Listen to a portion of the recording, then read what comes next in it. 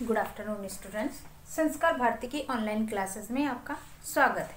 देखो, जैसा कि अपन एशिया महाद्वीप के बारे में पढ़ रहे थे, एशिया महाद्वीप के बारे में चर्चाएं कर रहे थे, जिसमें अपना पहला टॉपिक है अपना भौगोलिक स्थिति विस्तार, उसके बाद में उसके भू आकृतिक प्रदेश, इनके बारे में अपन ने चर्चा की।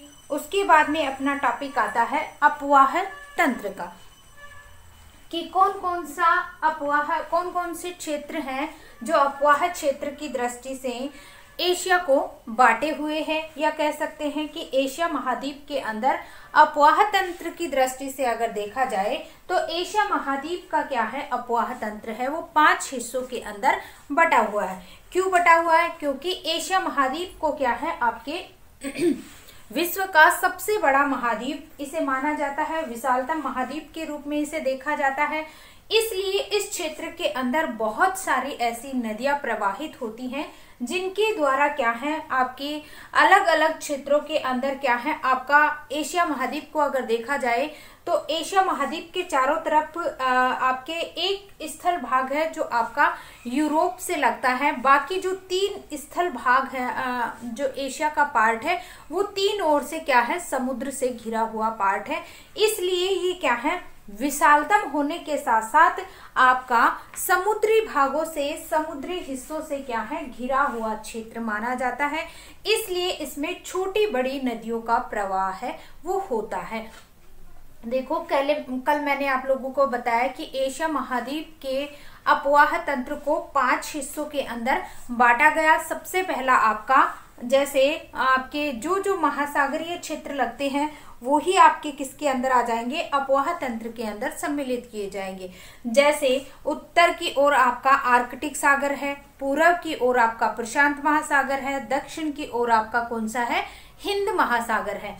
ऐसे ही क्या है, आप यूरोप की ओर जाते हैं तो एशिया का पश्चिमी भाग की ओर अगर अपन जाते हैं तो भूमध्य सागर अपने लगता है, और बीच वाला जो हिस्सा बचता है वो क्या हो जाता है, आपका आंतरिक बन जाता है, अंदर। यानी कि जो चारों तरफ आपका क्या है, सागरीय भाग है, लेकिन जो बीच का हिस्सा है एशिया का वो क्या है, आपका स्थल भाग के रूप में माना जाता है। कि इस क्षेत्र के अंदर आपका स्थलीय भाग है वो देखने को मिलता है। तो स्थलीय भाग के ऊपर भी क्या है, आपकी स्थल भाग के अंदर अगर विशेषता के रूप में देखते हैं तो अपवाह तंत्र की दृष्टि से नदियां कैसे प्रभावित होती हैं, या तो क्या होगा, आपका समुद्र का पानी है वो बर्फ का पिघल जाना, कह सकते हैं कि जब बर्फ पिघलकर क्या है नीचे धरातलीय स्थल भागों की ओर आती है तब नदियां प्रवाहित होंगी।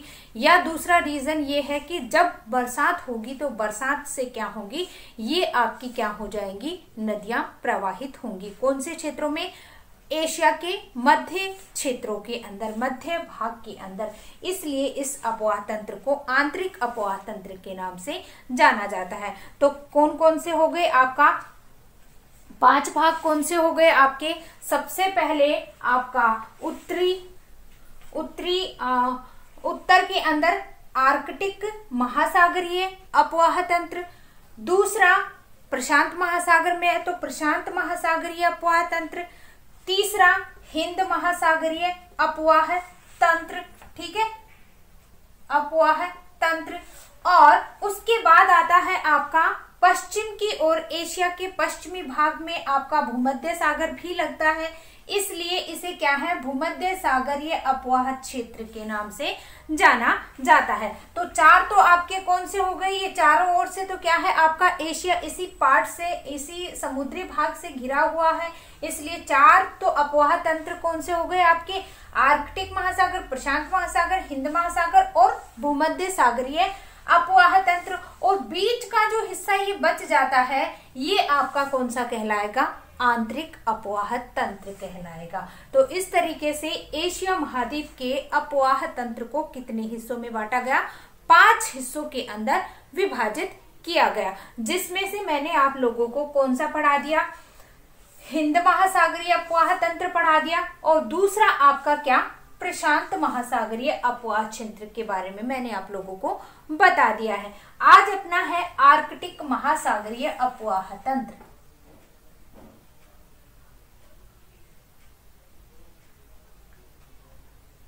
आर्कटिक महासागरीय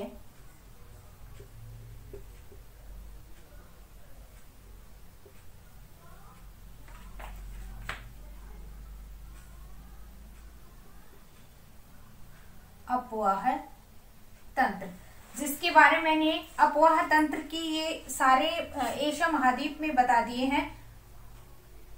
अपवाह तंत्र, ठीक है, ये आपका क्या है, अपवाह तंत्र है। उसके बाद आपका इस क्षेत्र के अंदर अगर चर्चा करते हैं तो प्रशांत महासागर के अंदर अपनी कौन कौन सी नदियां आकर प्रवाहित होती हैं। जैसे इस क्षेत्र के अंदर आपकी यांगटीसी कियांग नदी है, सी कियांग नदी है प्रशांत महासागर में। उसके बाद में हांगो नदी है, वीहो नदी है। उसी के साथ साथ आपकी कौन सी नदी, जो आमूर नदी है। इन नदियों से क्या है आपका जो इस क्षेत्र का अपवाह तंत्र के रूप में इन नदियों का जो प्रवाह होता है वो आपका किस में जाता है, प्रशांत महासागरीय क्षेत्र के अंदर जाता है। और उसी के साथ साथ अगर इस क्षेत्र की बात करें तो आपकी कौन सी नदी के द्वारा, यांगटीसी कियांग नदी है, वो सबसे बड़ी नदी है जिसकी लंबाई कितनी है आपकी 5120 किलोमीटर।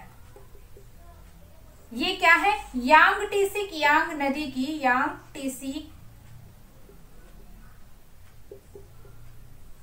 इस क्षेत्र की सबसे बड़ी नदी है जिसका जो प्रवाह है वो किस में जाता है, अपवाह तंत्र है, वो आपका प्रशांत महासागर के अंदर लगता है। और इस क्षेत्र की आपकी क्या है, ये सबसे बड़ी नदी है जिसकी लंबाई आपकी 5120 किलोमीटर है। और इसी के आसपास क्या है आपकी जो जनसंख्या है, चीन की सबसे ज्यादा जनसंख्या इसी नदी के आसपास निवास करती है। और ये क्या है आपके डेल्टाओं का भी निर्माण करती है। और अनेक प्रकार की जो नदियां हैं और इसी आपकी यांगटीसी कियांग नदी है, इस नदी के द्वारा क्या कौन सा अपवाह तंत्र है, अपवाह तंत्र का निर्माण होता है, वृक्षीय अपवाह तंत्र, ठीक है, वृक्षीय अपवाह तंत्र का निर्माण होता है। यांगटीसी कियांग नदी है और उसी के साथ साथ बहुत सारी नदियां हैं जैसे कान है, सियांग है, चारलिंग है, हांग है, यांगटीसी कियांग नदी है, हांगो नदी है, आमूर की सहायक नदी उसरी, और उसी के साथ सुंगारी, मिकांग, मिनांग, जो भी नदियां हैं इस क्षेत्र के अंदर प्रवाहित होने वाली। और ये क्या है आपके मध्य एशिया की क्या है, उच्च और विशालतम पर्वत श्रेणियों के पूर्वी भाग से प्रवाहित होती हैं और किसमें गिरती है, प्रशांत महासागर के अंदर आकर गिरती है। इस क्षेत्र की अगर और विशेषताओं के रूप में देखा जाए तो इससे क्या है, नदियों से जो पानी प्रवाहित होता है उससे सिंचाई कार्य करके कृषि और परिवहन दोनों के अंदर क्या है इसका निर्माण किया जाता है। दोनों के लिए क्या है ये अधिक उपयोगी मानी गई है। तो इस तरीके से क्या है, प्रशांत महासागरीय अपवाह क्षेत्र की चर्चा है वो अपन ने कर ली है। उसके बाद आपका आता है हिंद महासागरीय अपवाह क्षेत्र। हिंद महासागरीय अपवाह क्षेत्र की अगर बात करते हैं तो पूर्व में आपके यहाँ इस वाले क्षेत्र में पूर्वी क्षेत्र से शुरू होकर पश्चिमी क्षेत्र से शुरू होकर जो आपकी कौन सी है, दजला फरात नदियों से निकलकर आपकी मलेशिया वाले क्षेत्र तक इसका विस्तार है वो देखने को मिलता है। किसका, आपका हिंद महासागरीय क्षेत्र का। तो आपका ये यहाँ पे आपका इराक के अंदर इन दजला फरात नदियां बहती है और यहाँ पे इस क्षेत्र के अंदर मलेशिया तक की क्या है विस्तृत रूप से फैली हुई है। इस क्षेत्र की जो मुख्य नदियां हैं वो क्या है आपकी हिंद महासागरीय क्षेत्र की। हिंद महासागरीय क्षेत्र के अंदर आपकी गंगा है, यमुना है, सतलज है और उसी के साथ साथ आपकी गोदावरी, कृष्णा, कावेरी, महानदी, ये जितनी भी नदियां हैं इनका प्रवाह तंत्र है वो किस रूप के अंदर देखने को मिलता है, आपका हिंद महासागरीय क्षेत्र के अंदर देखने को मिलता है। इसी क्षेत्र के अंदर आपकी जो नदियां हैं जैसे इरावदी है, सालविन है, चिंदविन है और नर्मदा, ताप्ती, जितनी भी नदियां प्रवाहित होती हैं वो किसके अंदर अपवाह तंत्र का निर्माण करती हैं, हिंद महासागरीय अपवाह तंत्र का निर्माण करती हैं। और उसी के साथ साथ अगर देखा जाए तो म्यांमार जो नदी है वो म्यांमार के अंदर आपकी इरावदी नदी है, ये भी क्या है, म्यांमार की जीवन रेखा या आधारशिला के रूप में मानी जाती है। मिकांग है, मिनांग है, हिंद चीन के अंदर, इस क्षेत्र के अंदर आपका थाईलैंड के अंदर मिकांग नदी है वो देखने को मिलती है। और इसी क्षेत्र के अंदर की क्या है, इन क्षेत्रों को क्या है, नदी जहां से प्रवाहित होती है वहां उस क्षेत्र को क्या कर देती है, उपजाऊ कर देती है। और उपजाऊ भाग के ऊपर कृषि कार्य करना आसान हो जाता है, या कृषि कार्य है वो क्या है, अधिक मात्रा के अंदर किया जाता है। तो इस क्षेत्र की अगर बात करते हैं, और आपकी जो दजला फरात नदी है उस नदी के कारण आपका ये जो क्षेत्र है इराक का, ये क्या है, शुष्कता से बचा हुआ है, क्योंकि यहाँ से दजला फरात नदी के द्वारा क्या किया जाता है, आपका कृषि कार्य किया जाता है। और इस नदी के कारण क्या है, ये क्षेत्र क्या होता है, यहाँ पे वर्ष भर क्या है, पानी है वो इस नदी के अंदर प्रवाहित होता रहता है, जिसके कारण ये शुष्कता से बचा हुआ है। जिसके क्या है, पश्चिम की ओर कौन सा है, अरब प्रायद्वीपीय क्षेत्र पड़ता है, जो क्या है, शुष्कता से इराक है वो शुष्कता से बचा हुआ है। कौन सी नदी के कारण, दजला फरात नदी के कारण। तो इस तरीके से आपकी क्या है, हिंद महासागरीय क्षेत्र के अंदर भी क्या है, आपकी बहुत सारी नदियां का प्रवाह होता है, जिसमें आपकी भारत की भी बहुत सारी नदियां हैं, गंगा है, यमुना है, और आपके पाकिस्तान से सिंधु नदी है, सतलज नदी है, उसी के साथ साथ आपकी कृष्णा, कावेरी और महानदी है, नर्मदा है, ताप्ती है। ये सारी नदियां किसका निर्माण, कौन से अपवाह तंत्र का निर्माण करती हैं, हिंद महासागरीय क्षेत्र का निर्माण करती हैं। और इन्हीं क्षेत्रों के आसपास क्या है, सिंचाई के कार्य हैं अधिक मात्रा में किए जाते हैं। ये भाग क्या कर देती है, नदियां अपने आसपास के क्षेत्र को क्या कर देती हैं, उपजाऊ बना देती हैं, जिसके कारण भारत के अंदर भी क्या है, आपका कृषि कार्य है आसानी से किया जाता है। तो आर्कटिक महासागर की अगर बात करते हैं तो ये क्या है, आपका उत्तरी भाग के अंदर लगता है। और उत्तरी भाग के अंदर आपका आर्कटिक महासागर की जो मुख्य नदियां हैं, जैसे येनेसी, ओब, येनेसी और लीना जो नदी है इस क्षेत्र की, यहाँ पे आपकी ओब, येनेसी और लीना, ये तीनों नदियां हैं इस क्षेत्र की बड़ी नदियों में से मानी जाती हैं। और इस क्षेत्र की सबसे बड़ी विशेषता ये है कि यहाँ पे अगर मान लो इस क्षेत्र में जो नदियां प्रवाहित होती हैं, सबसे पहले तो इसका विस्तार देख लेते हैं कि विस्तार है वो कहाँ से कहाँ तक फैला हुआ है। इस महासागरीय क्षेत्र की अगर बात करते हैं तो ये क्या है, इस महासागर में उत्तरी भाग के अंदर आपका अपवाह तंत्र है वो फैला हुआ है। और इस क्षेत्र के अंदर आपका क्या है, आर्कटिक महासागर के अंदर क्या है, नदियां हैं वो प्रवाहित होती हैं या गिरती हैं, इसलिए इस क्षेत्र को आर्कटिक महासागरीय अपवाह तंत्र के नाम से जाना जाता है। और इस क्षेत्र की सबसे बड़ी विशेषता ये है कि इस क्षेत्र में नदियां मध्यवर्ती उच्च और गर्म प्रदेशों से निकलकर एशिया के विशालतम उत्तरी मैदान में बहती हुई उत्तर में आर्कटिक के क्षेत्र में गिरती हैं। देखो इस क्षेत्र की जो नदियां हैं, मध्य क्षेत्र, ये जो मध्यवर्ती क्षेत्र है, यहाँ से जब नदियां हैं वो प्रवाहित होंगी या उच्च अक्षांशों या उच्च क्षेत्रों से और गर्म प्रदेशों जब ये नदियां प्रवाहित होती हैं, निकलती हैं, तो इस क्षेत्र के अंदर बहना शुरू कर देती है। और कौन से भाग में, विशाल उत्तरी मैदान के अंदर ये प्रवाहित होती हैं। और उत्तर में ये लास्ट में किस में गिर जाती हैं, जब ये प्रवाहित होती हैं, कौन से भाग में जाती हैं, आपके आर्कटिक महासागरीय भाग के अंदर ये जाती हैं। आर्कटिक महासागर में वर्ष भर क्या होता है, बर्फ है वो जमी रहने के कारण इस क्षेत्र के नदियां अपने मुहाने पर गिरने से पूर्व दोनों किनारे पे फैल जाती हैं, जिससे नदियों के बेसिन एवं समुद्र तटीय भागों के निकट विशाल दलदल क्षेत्र बन जाता है। दलदली एवं शीत ऋतु में बर्फ के जम जाने के कारण इन क्षेत्र की नदियों का कोई आर्थिक महत्व नहीं है। देखो इस क्षेत्र में नदियां जब प्रवाहित होती हैं और लास्ट में जब गिरने से पूर्व किनारे वाले भाग के अंदर क्या है, फैल जाती हैं, और फैलने के कारण किनारे वाले क्षेत्रों के अंदर क्या हो जाती है, फैल जाती हैं, और जिससे नदियों के बेसिन और नदियों के मुहाने पर गिरने से पूर्व दोनों भागों के अंदर फैलती हैं, और फैलने से समुद्र तटीय भाग और नदियों के जो बेसिन हैं उन क्षेत्रों के अंदर क्या हो जाती हैं, ये दलदल के रूप के अंदर दलदली रूप है बना लेती है, या अनेक विस्तृत दलदल बन जाते हैं। दलदली भाग क्या होते हैं, शीत ऋतु के अंदर बर्फ से जम जाने के कारण ये क्या है, जो भी दलदली क्षेत्र होता है वो क्या हो जाता है, शीत ऋतु के अंदर आपके ठंड के अंदर क्या हो जाता है, वो पानी जम जाता है, और जम जाने के कारण ये नदियां क्या है, प्रवाहित नहीं हो पाती हैं, और पानी है एक जगह क्या हो जाता है, स्थिर हो जाता है, और बर्फ के रूप में, मोटी चादर के रूप में वो जमा रहता है, जिसके कारण क्या है, इसका व्यापारिक महत्व है वो नहीं है। ठीक है, तो बात कर लेते हैं आर्कटिक महासागरीय अपवाह तंत्र की।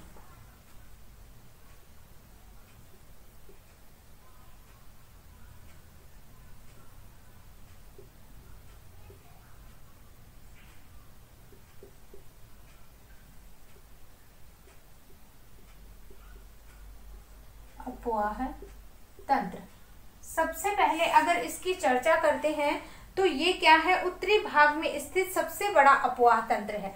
इस क्षेत्र में ये क्या है, आपका उत्तरी भाग है। ठीक है, तो उत्तरी भाग के अंदर क्या है, ये सबसे बड़ा अपवाह तंत्र है माना जाता है। तो एशिया का उत्तरी भाग का सबसे बड़ा अपवाह तंत्र माना जाता है। कौन सा, आर्कटिक महासागरीय क्षेत्र। आर्कटिक महासागरीय क्षेत्र में, इस क्षेत्र में नदियां मध्यवर्ती और इस क्षेत्र में नदियां मध्यवर्ती व उच्च पर्वतीय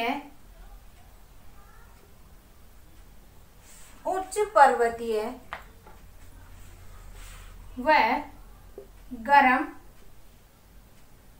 प्रदेशों से निकलकर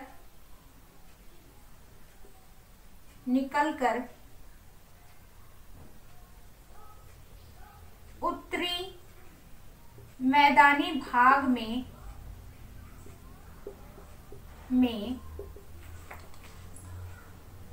बहती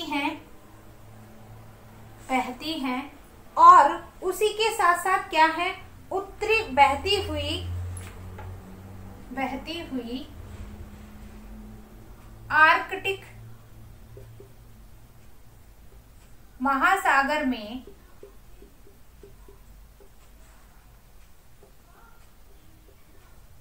गिर जाती हैं। कौन से महासागर में, आर्कटिक महासागर में गिर जाती हैं। और इस क्षेत्र की अगर बात करते हैं तो आर्कटिक सागर के वर्ष में अधिकांश भाग में बर्फ जम जाने के कारण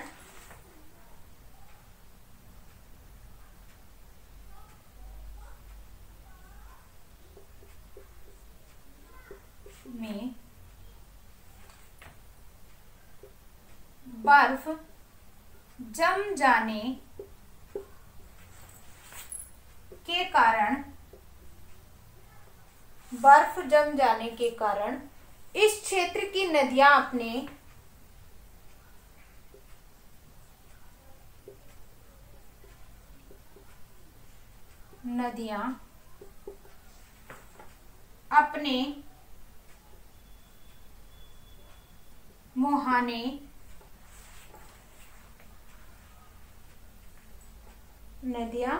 मुहानों पर गिरने से पूर्व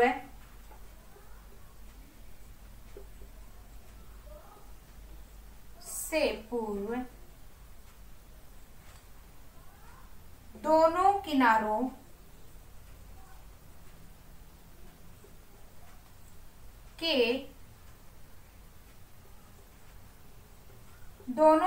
के बेसिनों में फैल जाती हैं, दोनों किनारों में फैल जाती है, जिससे नदियों के बेसिन दोनों किनारों पर फैल जाती है, दोनों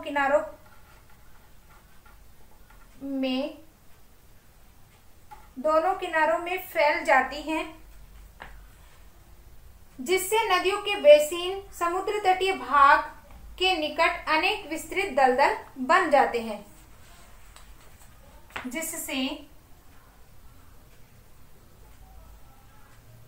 नदियों के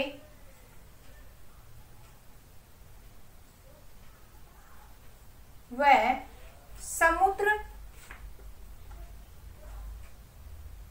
समुद्र तटीय भागों में दलदल बन जाते, ठीक है, दलदल बन जाते हैं। आगे अभी कराऊंगी, पहले इसका स्क्रीनशॉट ले लीजिए।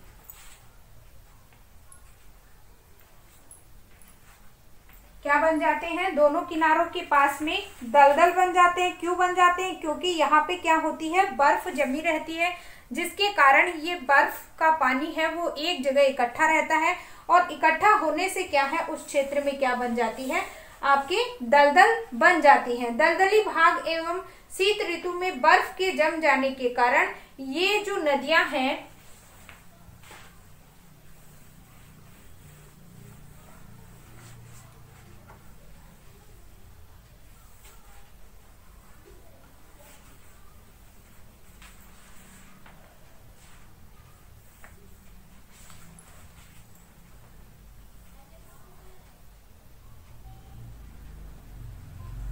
दलदल व बर्फ के जम जाने से इन नदियों का कोई व्यापारिक महत्व नहीं होता। ठीक है, क्यों नहीं होता? क्योंकि ये बर्फ के रूप में जम जाती है और उस क्षेत्र को क्या बना देती है, दलदल बनाती रहती है, जिसके कारण यहाँ पे कोई भी व्यापारिक कार्य है, नदियों के द्वारा व्यापारिक या आर्थिक जो कार्य है वो संपन्न नहीं हो पाता है। इसे आर्थिक भी कह सकते हैं।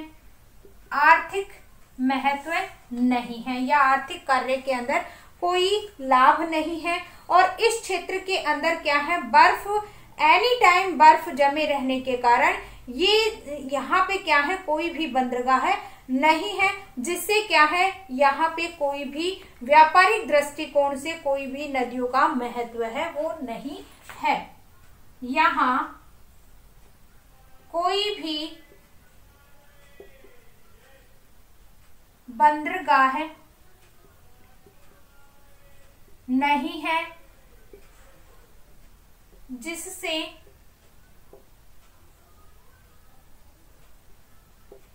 व्यापार में कोई आर्थिक लाभ नहीं मिल पाता। किससे? नदियों से। नदियों के द्वारा ये नदियां क्या होती हैं, बर्फ के कारण जमी रहती हैं, बर्फ के कारण ढकी हुई होती हैं, और वो क्षेत्र धीरे धीरे क्या बनता जाता है, दलदल के रूप में बनता जाता है, जिसके कारण वहां पे कोई भी नदियां प्रवाहित नहीं होती। जब नदियां प्रवाहित नहीं होंगी तो वहां पे सामान का आयात निर्यात है वो भी नहीं हो सकता। इसलिए इस क्षेत्र के अंदर क्या है, आपका आयात निर्यात नहीं होता, जिससे क्या है, ये जो नदियां हैं आर्कटिक महासागर की नदियां, वो क्या है, आर्थिक महत्व की नदियों के रूप में नहीं जानी जाती। इस क्षेत्र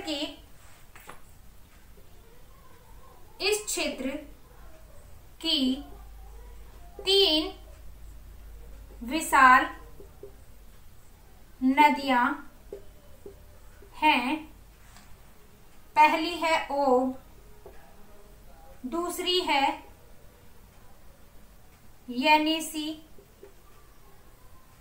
येनिसी और तीसरी है लीना।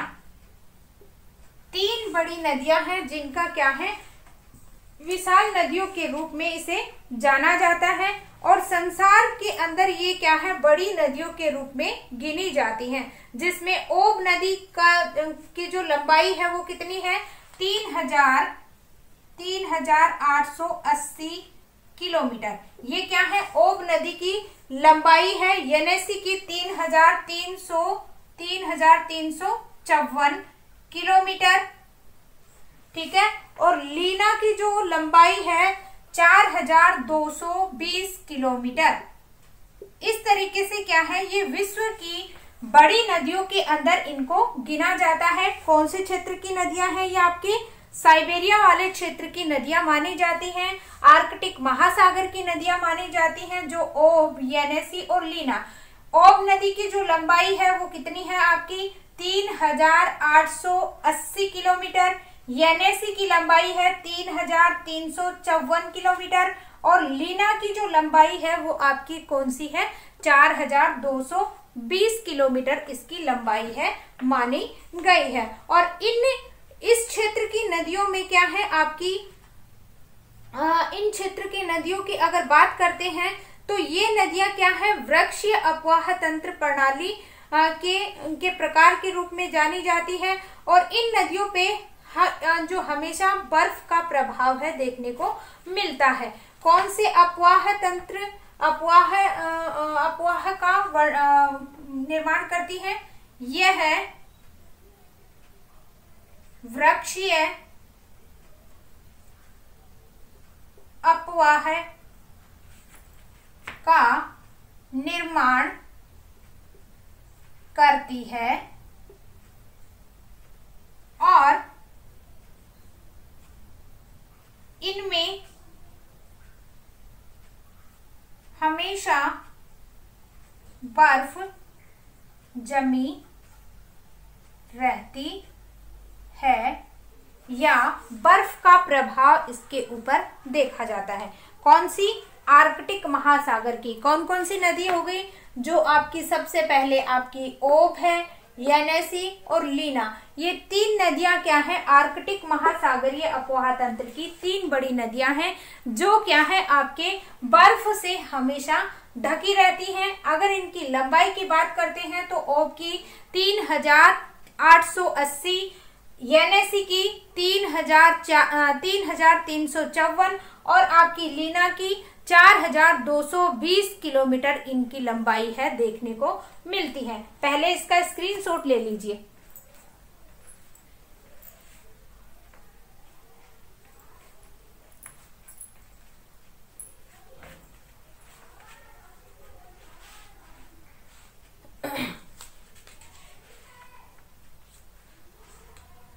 देखो, इस क्षेत्र की नदियों के बारे में बता देती हूँ, कौन कौन सी नदियां हैं यहाँ पे।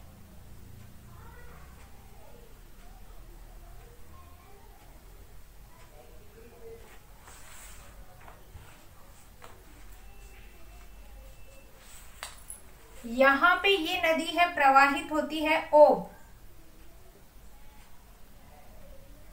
दूसरी है येनेसी,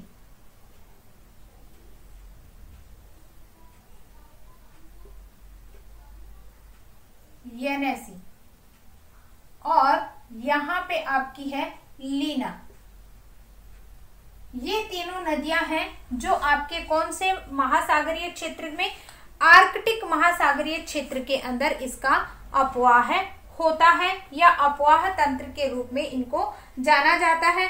इस क्षेत्र की विशेषताएं हैं, यहाँ पे ये जो मध्यवर्ती भाग है, इस मध्यवर्ती भाग से क्या है आपके उच्च पर्वतीय भाग से जो नदियां निकलती हैं उनकी जो वो, और इस क्षेत्र में क्या है आपका जब वर्षा के द्वारा क्या होती है, जब नदियां प्रवाहित होती हैं मध्यवर्ती भाग से, और जब ये क्या है आपकी OBNAC इसके अंदर जब मिल जाती हैं, या कह सकते हैं कि इन क्षेत्रों के अंदर क्या होती है आपकी निकल कर एशिया के उत्तरी विशाल मैदान के अंदर आपका उत्तरी, ये जो आपका विशाल मैदान है साइबेरिया का, इसमें जब ये प्रवाहित होती है और उत्तर की ओर जब बहती है तो ये क्या है गिरने से पूर्व क्या कर लेती है अपने पानी को जो घाटियों के अंदर या किनारों के दोनों तरफ क्या हो जाती है, ये नदी फैल जाती है। और फैलने के का जो कारण है वो क्या है आपका नदी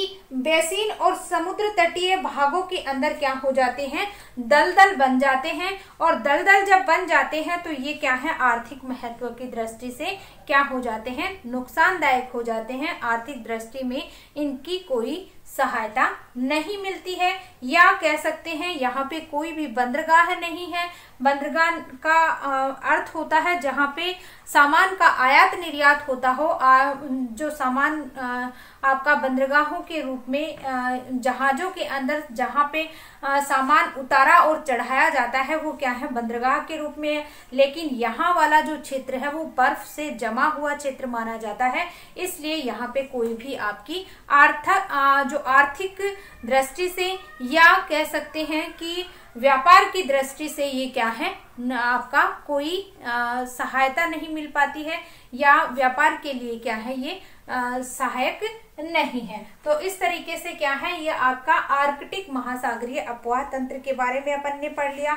उसके बाद अपन पढ़ेंगे अगला कौन कौन सा बच गया आपका मध्यवर्ती बच गया और भूमध्य सागर वाला बच गया। तो भूमध्य सागरीय अपवाह क्षेत्र के बारे में अपन आगे चर्चा करेंगे, और उसके बाद में मैं आप लोगों को बताऊंगी कि कौन कौन सी नदियां हैं वो कौन कौन से देशों के अंदर प्रवाहित होती हैं। तो अगला मैं आप लोगों को मानचित्र बना के बताऊंगी कौन कौन सी नदियां हैं भारत के अंदर, आपके जो अरब प्रायद्वीप इराक वाले क्षेत्र के अंदर, आपके चीन के क्षेत्र के अंदर, साइबेरिया रूस के अंदर, इस तरीके से नदियों की बात करेंगे। ठीक है, आज के लिए बस इतना ही। धन्यवाद।